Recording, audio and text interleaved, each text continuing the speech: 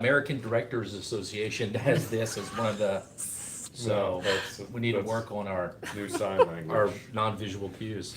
Welcome back to another Yeet Street After Dark. That's Andy and Mark. Both fans of undefeated football teams. Mm-hmm. Want to know NC State, want to know Tennessee. Let's see how long we can keep that going. Yeah. You got who coming up? Virginia, which is not an ACC game. Yeah. Which still doesn't make any sense to me. And I don't even remember who we have coming up, but I'm sure we'll win. Anyways, we got a lot of stuff to talk about. So we're going to talk about something that Paul McBeth said that I thought was not necessarily provocative, but at least thought-provoking. Mm-hmm. So we're going to give our thoughts on it. Then we're going to go over some new stuff that we have in the shop. A lot of new stuff, a lot of excitement going on here on the street. And then we're going to go over DGLO picks. Okay. We got DGLO coming up this weekend. Of course, that's one of the courses, the toboggan courses, one of the courses that Paul threw down in 18 down.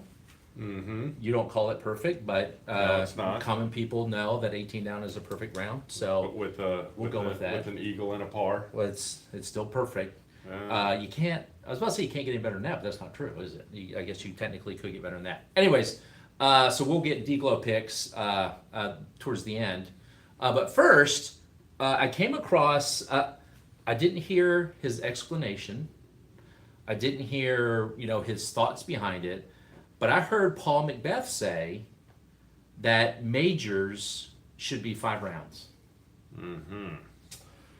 I have some thoughts as to why maybe he said that. Now, of course, back in the day, when you played like Worlds, that used to go 10 rounds. I mean, it used to be a lot of rounds. And so maybe this is just sort of a nod to getting back to where it's not just a 4-round thing. Mm-hmm. Maybe he wants the majors to be more important than other tournaments by having them be 5 rounds. Yeah. So maybe some of the Elite Series tournaments can be 4, but that still makes the majors that much more important. But I had some thoughts. Yeah.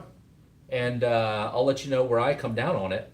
Okay. After I go over my thoughts here. So I do think that there is probably some positives.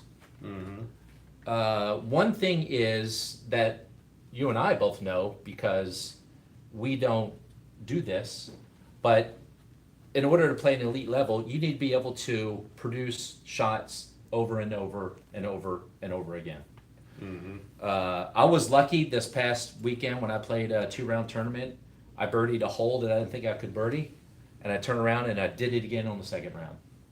So that showed some consistency. And obviously, the better players are going to rise to the top over 5 rounds because of their consistency, their ability to execute, than over 4 rounds. Yeah. My problem with that, if somebody wants to go with that theory, is I think the pro that is really good, the Gannon Burrs, the Paul McBeths, the Calvin Heimbergs, they're going to be able to prove that in 4 rounds just as well as in 5 rounds. I don't know if that 5th round necessarily is going to show. I mean, instead of Gannon winning by 3 shots, he's going to win by 6 if he did a 5th round. Mm-hmm. Thoughts? So the problem with that is for Masters majors, you're really going to put a lot of, shall we say, experienced players in the weird position. Listen, of. You're pretty close to a new Masters level. Yeah. So I know. Be careful. And for me, you're looking 5. Getting all your energy, getting all your I mean, it's more than just showing up and playing. You've got to prepare for it. And doing 5 rounds. Not only is it going to take a long time, but it's going to take a lot of energy. You're kind of touching on one of my negatives. We'll get to that in a second. But I appreciate you looking after the older crowd. Yeah. Thank you for doing that. So the notes I wrote down was more rounds gives you more throws, gives the pros a chance to reduce variance. Because if Gannon throws a really bad shot on hole 4, 1 round, he's not going to do it again, in later rounds. So it allows that variance, that one bad shot, to not necessarily be negated, but the effect of it is going to be lessened the more rounds you have It reduces the chance of an underdog winning purely based on luck, which again, I think. Who wants to see no underdog? Well, you ever do like win? the underground, but I think the same thing's true in 4 rounds than in 5. There's the prestige factor, which I think probably is what Paul was getting at. 5-round tournament has, obviously it's more endurance, to your point, even for the older crowd. And so that's going to make it stand out from just your regular national tour events.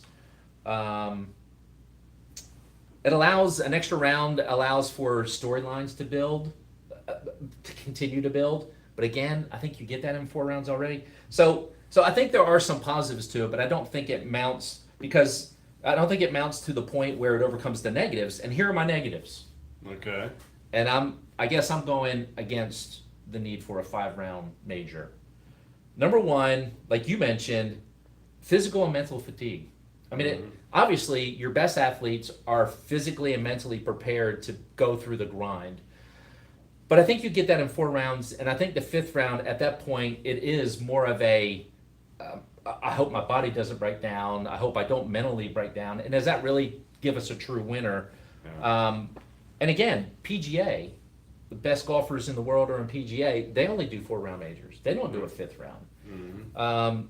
Second of all, you might have spectator fatigue. That's what I'm thinking. No one's going to show up on a Tuesday to watch. That's right. You're going to have that early round on, I guess, Wednesday. Yeah. Nobody's going to show up on a Wednesday for the first of 5 rounds, and maybe even not on Thursday. So, but you surely can't expect them to be there for all 5 rounds. So I don't think it's good from a fan's perspective. You also potentially are going to lose live viewership. So you got all of your production team out there on a Wednesday. And again, people are not going to be that excited to tune in on a Wednesday. Yeah. This is another thing, back to the fatigue part of it. If you're going to do 5 rounds, you can't have something the weekend before, and you can't have something the weekend after. So you basically, which is not necessarily a bad thing, because it will make that major stand out, but you are kind of narrowing the calendar for play, because you need to give the athletes a chance to recover after 5 rounds.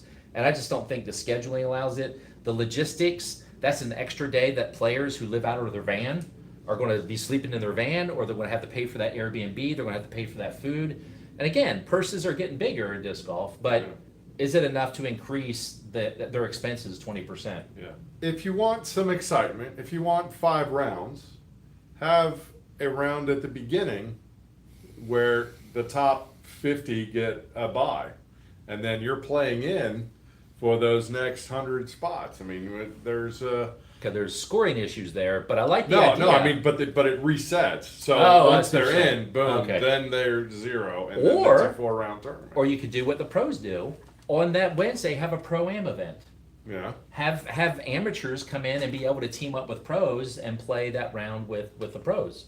So that's something that you could do as well. Travel complications, so higher travel lodging costs. International participation is going to be a little bit more difficult, because again, that's an extra day over in Europe. Well, and this last point, again, the PGA has 4 majors, and if we're looking at, trying to build our brand and our legitimacy, is it really that bad if we go with what the PGA does? And the PGA has been around for hundreds of years. Hundreds? Okay, maybe not hundreds. They've been around a long time. And they've figured out that for their majors, the best thing is 4 rounds. So why not take a cue from them and say, if that's what they've done for their pros, maybe it makes sense for us to do it for our pros. So that's where I come down on it. I don't think we need 5-round majors. I will say this, in terms of fatigue, I don't think disc golf is nearly as physically taxing as regular golf, PGA golf is. I've played both. PGA is a lot more harder of a grind. That's evidenced by the fact that I played regular golf for, 10, 12 years, never had a hole-in-one. You and I both have a hole-in-one in disc golf. So, I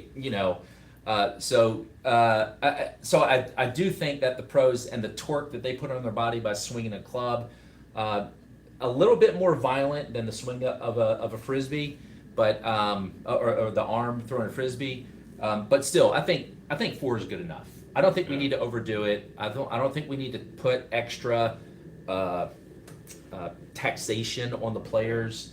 And so I If think we're we only having four. 6-way ties for first place, then yeah, let's address it then. But very rarely is there a tie, and very rarely is it more than 2. Now, I think Paul Ulibarri said at one point that why don't we just bring back the 6 or 9 hole final round? Yeah. So maybe you have 4 rounds and then you have the final 6 or the final 9. Maybe that's a solution. You can actually do that on the same day as the 4th round, as long as you can get There's a cut time line wise. and- Yeah, you definitely need to institute a cut line, which Daniel and I both said cut line yes. Are you cut line yes? I'm pro cut line. I am too. I think it's again better for the spectators, so they're not out there until 6 o'clock at night because everybody had to play. So yeah, definitely if you can get a cut line, then you can get a final 6 in on the same day. Then you don't have all the issues. So maybe that's a solution to it. Is it's not quite what Paul wants, but it's a little bit more than just 4, and it does make it 4 and a stand third. out. Yeah, it makes it stand out. So let us know your thoughts. Put down in the comments what you think. That's just our ramblings on that subject. I think it's a pretty interesting subject. And again, disc golf is still, the Pro Tour has only been around for 10-ish years, and they're still trying to feel their way through and figure out what's best. And if they would just listen to us, we'd figure it all out for them and have their problem solved. So Doug, Yurkus, if you're out there, if you're listening, give us a call. We'll answer all your problems, or we'll solve all your problems. All right. So we had big news this week. Hey-oh. We got some new equipment in. We're branching out. I've been working on my sound effects. Very good. That's excellent. That aside, you can hire Andy out to your pickleball tournament, and he will make the sound effects for you. Give him a microphone; he'll do that. So we're doing pickleball. It just makes sense. It's another niche sport that boomed during COVID and continues to boom, just like disc golf. It's another fun sport. We're all about getting people outside, getting them active, doing stuff with their family, and pickleball is just another way to do it. You and I were in. Where were we just? Went to. We visited the Heavy and Fancy course up near Lake Gaston, and we went to eat somewhere, and we parked behind this. What do you think that was? An old garage, maybe? Yeah. And there were people in there dinking and dunking on their pickleball. So, and this is in a small. I don't know. There's probably maybe 500 people that live in that little town, and 4 of them were in that little garage, open air garage, playing pickleball. So, we're excited to be able to carry. We have 2 brands of paddles. We got the Franklin paddles, and we got another company with a cool name, Groovin'. Those are the paddles that we carry. The number 1 ball in pickleball, Andy has in his hand, is the X40 from Franklin. With it's sponsored by, evidently this guy is pretty good. It's yellow. Where's the guy's name? Hey, J.W. Johnson. J.W. Johnson. He must be good. He's on the bottom. And not only that, but we also got these new cool eye gear by Tifosi Optics.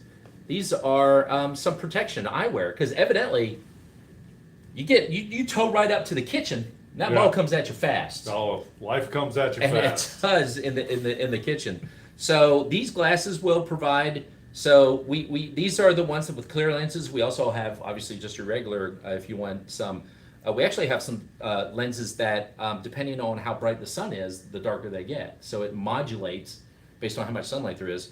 So that's good eye protection for you, because again, the last thing you want is to show up to work and have to explain to people that it's a pickleball. If you don't have protection, stay out the kitchen. Yeah, that's right. That's a good lesson.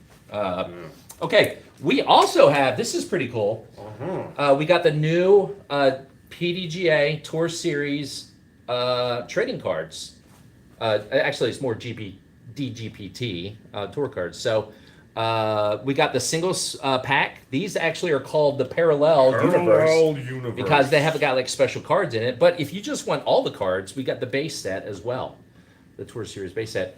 Our good friend Clark Nichols actually sent me a picture. He actually owns the 1-of-1 special card of one Evan Smith. Really? Clark All right. Clark Nichols owns it. He's got it. That's his. Excellent. Great if you're looking for stocking stuffers for the disc golfer in your life. Those are great stocking stuffers. Yeah. So come and check those out. As far as discs go, well, that little guy. The Zone SS. You may have heard of it. Everybody's been asking about it. They're selling like hotcakes. Yeah. Again, if you need a straight zone, Mm-hmm. welcome to the Zone SS. Don't want to wait a year or two to beat that one in. To beat your own zone in. There it is. Now it's pre-beaten. And it's also only available in Z plastic for now. So, just keep that in mind. We talked about this disc last week, but again, it released yesterday. This is the Innova Fox. Yeah. Andy and I enjoyed throwing that a little bit over there at Heavy and Fancy. By the way, I think you and I both recommend Heavy and Fancy. I do, yeah. It took us hour 15 to get there.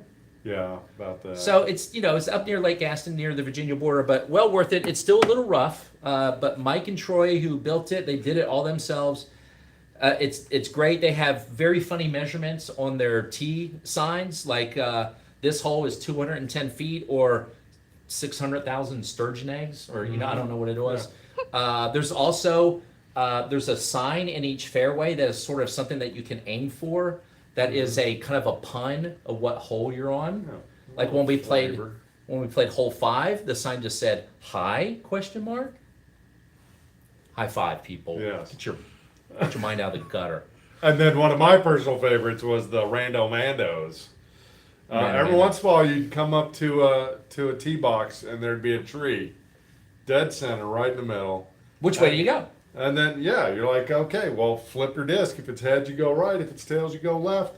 And it kind of adds a little bit of... Now, they're completely optional, of course. Obviously.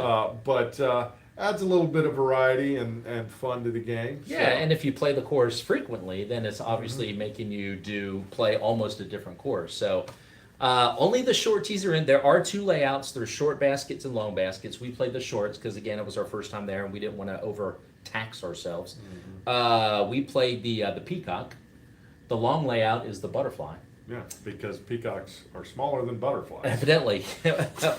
Butterflies can fly further or live long. I don't know. Anyways, long tee pads are currently being framed in, and actually there's a couple of them that haven't been cut in yet, but they do know where they're going to go, and they're already noted on the tee signs what the distances are. They just haven't put them in yet. So, but definitely well worth going and checking that out. So it's definitely a course that rewards accuracy. Yes. So you do need it's not a take your driver and throw it as hard as you can and pray kind of hole. It's hit a landing spot, and it's somewhat soft because it was really made for the long tee pads. So there's like a par 4 285 foot. And you're thinking, oh, that's going to be no problem. There's no way you're going to get a disc there in one shot. It's not. You're going to have to land it over there so that you can then go up and move your shot over there. So you might ricochet there. You might. A double tree hit 1 out of every 1,000 shots. And there are some of the par 5s actually are eagleable. None of us eagled in our group, but and even Mike, who built the course, was there. He didn't eagle either. So so we all got shut out in the eagle department. But anyways, Heavy and Fancy is a cool thing. Next thing we got is this really, there has been sort of I don't want to say renaissance, but there's been a renewed effort by manufacturers to make their discs look really cool. It all started with the Innova Halo, and now we got Orbits, and we got everybody else doing that. But one of the cool things, and again, this is something that Discraft has been doing in a while, but Discmania now has this swirly S-line plastic that just looks really cool. Yeah. And we got 3 new molds that are now available in the swirly S-line. We got this one. The drop. The drop. This is the Nicholas Antilla drop. That looks pretty cool. Then, of course, we got the Gannenberg Glacier. Look how cool that is. There's a little foreshadowing. I love that. I'm not going to spoil it, but... I see what you did there. I love the blue with the pink. I'm thinking about, I love my Trust, but maybe I need to put a Glacier in my bag instead because that looks pretty cool. And then we have Kyle Klein's Vanguard. Is that also some foreshadowing? No, it is not. Although I did consider it.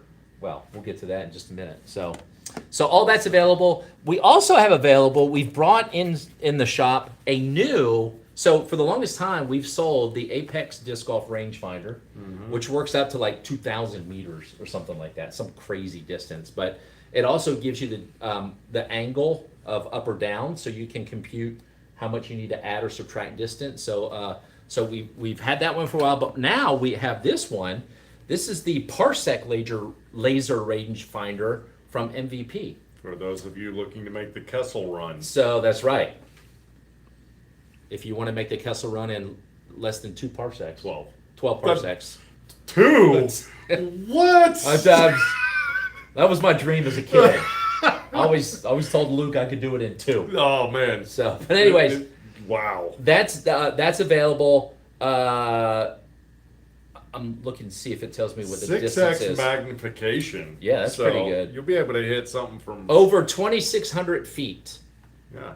You can laser. So that's longer than First off, half a course. go ahead and find a hole that far That's away. right. That's crazy. And then laser it. So, all right. So on to our DGLO picks. Our Zucca cart producers. restock. Ah. We also have, by the way, with the pickleball equipment. Well, first of all, we have new Zucca carts in. So we got all the different models back in, and we got these fancy ones here that have fancy. So pretty. This is like Twilight Birdie or something like that. What that's called? But we got transits in. We got all terrains in. We got the trekkers in. We also got the LG carts so that you can just put your bag in a cart.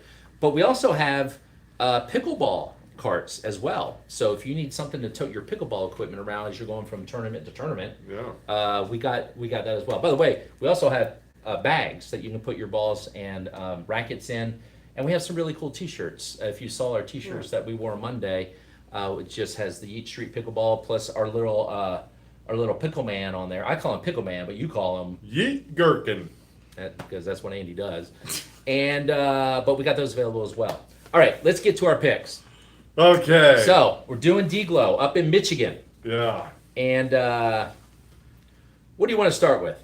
Let's start FPO. Okay, let's do FPO. Why don't you go first? Okay. Number 1. Hold on. Can I just? You're picking.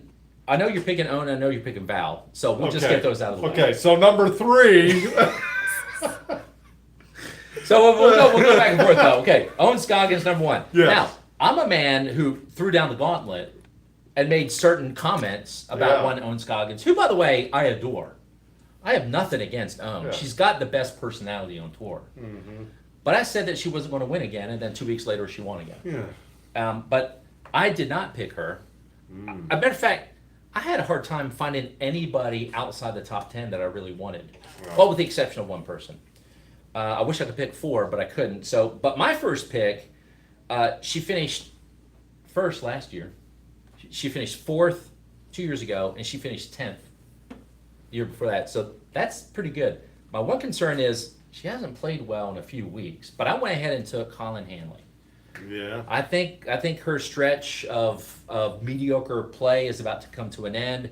She's back from Europe now. She's back into her circadian rhythms are back to the U.S. Weather's starting to cool off. Weather's getting cool, and she's an elite athlete. I think she was like a Division I college volleyball player. So she's got that grit, that determination. So I think she's going to bounce back, and I think she's going to have a good week. So you think she could do a 5-round tournament major? Maybe. Okay. Maybe. So your second one. Oh, second one. Val. Val Manduhano. Okay. Yeah. So Val was one of mine. So I was torn in the top 10. So again, we can only have 2 picks in the top 10, only 3 picks in the top 20, and then another pick. The 4th pick has to be outside the top 20. I had Holland as an option. I had Val as an option. I had Missy Gannon as an option. I actually had Own, and I had Ella Hansen. And I wish I could have taken 4 of those 5, but I couldn't. So I went with Holland, and then I'm taking Big Money Missy. Yeah. Again, she played really well the last round last week or 2 weekends ago, and finished second to Own. And I think if she can just get the beginning of the tournament off on the right foot. I think she's going to play well here. Plus, she's finished 7th last year, T4 2 years ago, 12th and 11th. Yeah. So she's played well here. She likes these courses. She knows them well. She's got the arm for them. So my second pick was big money Missy Gannon. Yeah. Number 3. This is going to be interesting. You might actually have picked her as well because she was that shining star in that just outside the top 10. Henna Blumrose. Is she even playing? Yes, she is. Okay. Good to know. I didn't know if she was going to be there or not. So, I mean, as far as sitting there poised, ready to get into the top 10, she's just waiting for somebody up above to topple. Well, obviously, as you can tell by the fact that I asked you, is she even playing? I did not even consider her. No. So she was not on mine. And again, I really didn't like anybody 11 through 20. I mean, there's nobody that stood out. I almost went with 2 people ranked outside the top 20. But then I thought, you know what? Let me dig into this a little bit more. And I found this little gem. Now, this person has only played twice in the last 4. Matter of fact, she played last year and the year before. And did not play in 22 or 21. But the 2 times that she played, she finished 4th and 2nd. Okay. So I'm going with Paige Pierce. Oh. Again, she's currently ranked 12th, so she's my pick that's in the top 20. Again, she's not having great success, but she is. It does appear that this year she's kind of bouncing back a little bit. She's not true to her previous form, obviously, but I think she is on her way back. So I went ahead with Paige Pierce for my 3rd pick. Yeah, I tried to justify me picking her earlier in the season, and I did.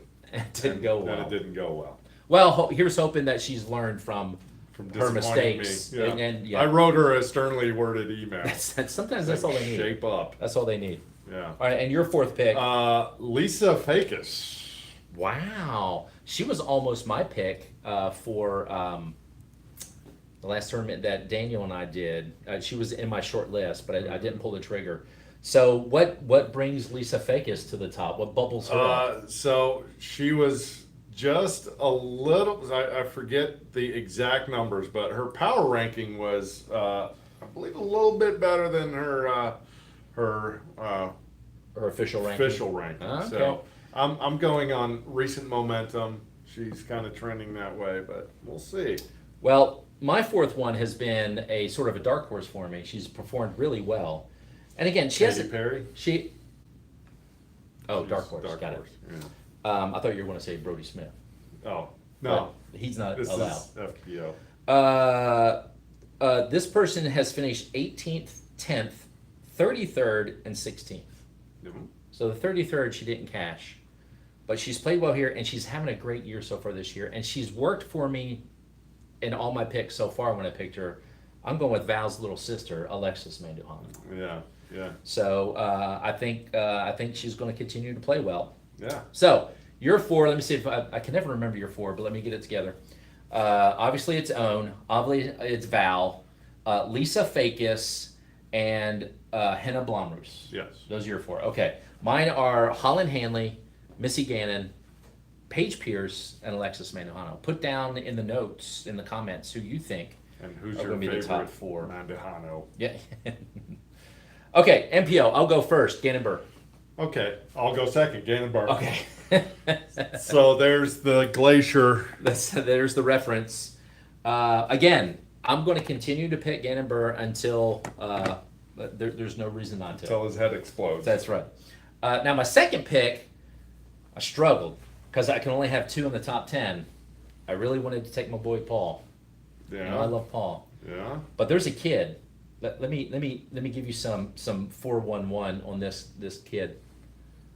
7th place last year, 5th place in 23, won it in 22, 13th place in 21. Can I interest you in 4 top 13 finishes? My second pick is Calvin Heimberg. Yeah. Coming off his win in Europe, he won his first major. He loves these courses. Nothing but momentum right now. And so I'm going with my boys. My 3rd favorite player. So I'm going Vinny, and I think he's going to I'm going to coast because of Gannon and Vinny.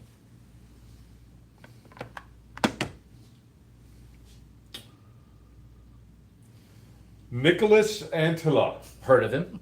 Yeah, That's his disc. that's his disc. It's the drop. What He's about him? riding the momentum of his disc release.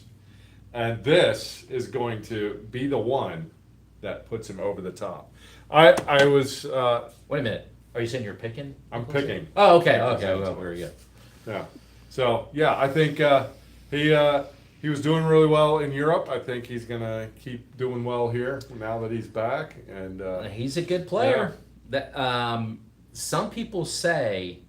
So we were having a discussion. I don't know if you and I had it, but I've had it with a couple of people. Who's the best player without a major? And I think we landed on Simon. yeah, So then the question became, well, we think he's past his prime. So could he still win a major? Maybe, but probably not. So who's the best player that could still potentially win a major that hasn't won a major? And I landed on Nicholas Evans. Antilla. Oh. So Evan's got potential for sure. Yeah. If he can put together four good rounds, I think he definitely has potential. But I think Nicholas Antilla, and also just based on more rankings, he's the highest ranked that doesn't have a major. So that's a good pick. I wanted to go Kyle Klein with my next pick, but he's 10th, yeah, and I can only have two in the top 10. yeah. I was thinking the same thing. I really wanted Kyle Klein. Matter of fact, the same thing happened to me. A little look ahead. I wanted to take Corey Ellis, but I have somebody else in the top 20 I wanted, and he's number 20. I'm like, could they not just throw the last round of the last tournament so they could be 11 and 21? Yeah, bag it a little. That's right. So to me, it came down to two. I wanted to go with our boy Sully. Andy and I ate dinner with Sully down in Florida, a good Alabama kid. But instead, I went with a guy who, again, can I interest you in these results? 16th last year, 3rd in 23, 12th and 13th. Last four, he's top 16.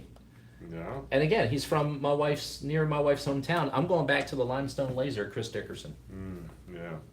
who's currently ranked 17, by the way. You're gonna regret not picking Sullivan because I did.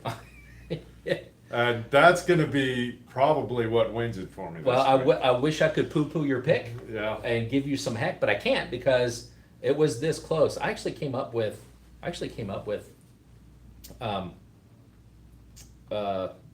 a formula Oh. on how to pick players. Mm-hmm. And oh man, I cut off the names. I was going to tell you how close those two were, but they were close. Tipton and Dickerson were close, but I went Dickerson just because, again, he's playing well. He's played well here before, so I went with him. And then my last pick, because I couldn't take Corey Ellis, I really wanted to take Corey Ellis because 12th didn't play in 23, 2nd in 22, 3rd in 21. Mm-hmm. Really wanted to take Corey, but he was top 20, and I couldn't pick him over my boy Dickerson. But I'm going with the new name. Matter of fact, I think this guy's only played here once. Let me look at my notes here. Oh no, he's played here the last 4 years. He's only played well once. That's what it is. He actually did okay. Last year he finished 6th. 2 years ago he finished 28th, which was good. Then he finished 107th, but he had a 20th 4 years ago in 21. And that's Luke Taylor. Young stud, coming up, moving up in the ranks. He is, when we say rankings, we're using Statmando's official rankings. On their, what's the other rankings called? Power ranking. Power rankings, they do it like over the last 15 weeks. And Luke Taylor, over the last 15 weeks, he's currently ranked 17th, and he's moved up 5 positions in the last month. So he's playing well. I'm taking a flyer. Again, he's played well here, so hopefully he's going to continue that. But I went with Luke Taylor as my 4th pick. Yeah. So I was really torn on my last pick. You didn't have any Mandujanos to pick? I didn't so have any You're- Mandujanos. Yeah. So I was thinking, our boy Silas Schultz has been getting some momentum recently. He was in the mix.